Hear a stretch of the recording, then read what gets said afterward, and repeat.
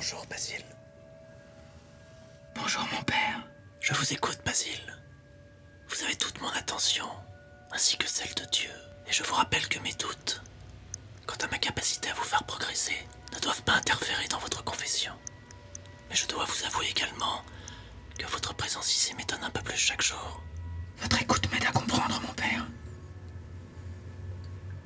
Il y a dans cette inversion des rôles quelque chose de très thérapeutique. Il y a donc du nouveau depuis hier. Je l'attendais à l'entrée du café. Elle portait encore et toujours son ciré jaune. Chaque fois que je la vois, je me sens vexé. Malgré toutes nos séances, tout ce qu'elle m'a confié, elle passe sans jamais me voir. Mais cette fois-ci, avez-vous été plus loin? Je n'ai toujours pas obtenu ce que je voulais. Mais on peut quand même parler d'une progression. Et elle ne dit toujours rien. Elle ne parlait pas, mais j'entendais presque son rire.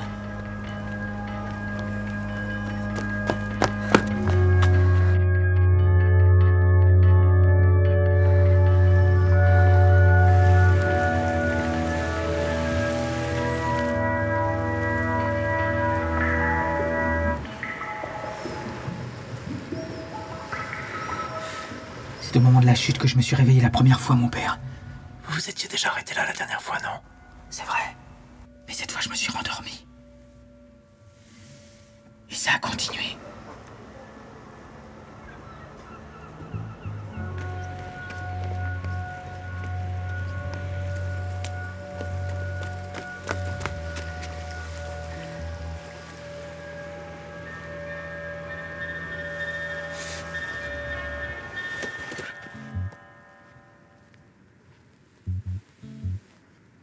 Elle a disparu.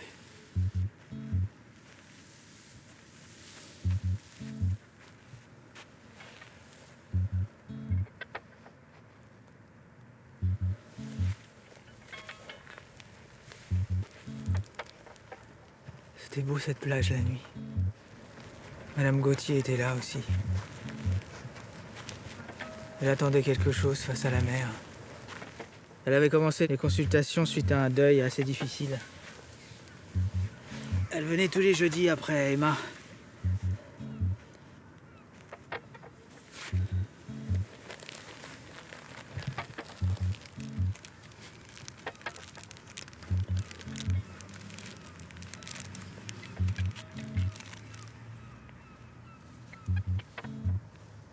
Pourquoi t'as arrêté les séances? Et Emma vous répond-elle? Non. Maurice et Monsieur Arnaud ont fait fuir Emma. Vous pouvez me lâcher? Emma a tout arrêté parce qu'elle était amoureuse de toi. Emma n'était pas amoureuse de moi. On peut pas faire confiance à Maurice. Il est mythomane. Un cas désespéré. L'autre, c'est Monsieur Arnaud. Étonnant, mais même à travers son masque, je sais que c'est lui. Il venait me parler de ses penchants fétichistes. Ce sont des patients que vous suivez? Ils ont tous arrêté. Madame Gauthier est retournée vivre chez sa sœur au Québec.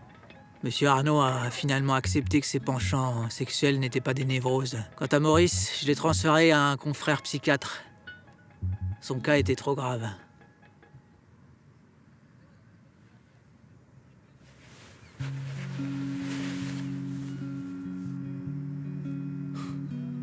C'est drôle.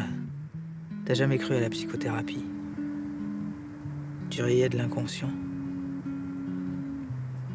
Pourtant, tu disais que parler sans retenue, c'était le meilleur des remèdes. À cette dernière séance, tu m'as remercié de t'avoir guéri. De t'avoir aidé à comprendre. À comprendre quoi, bon Dieu?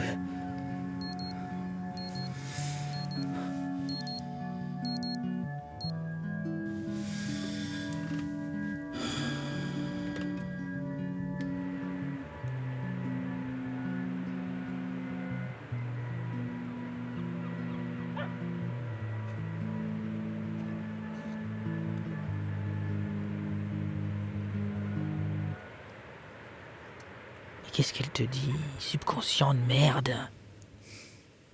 À demain, mon père.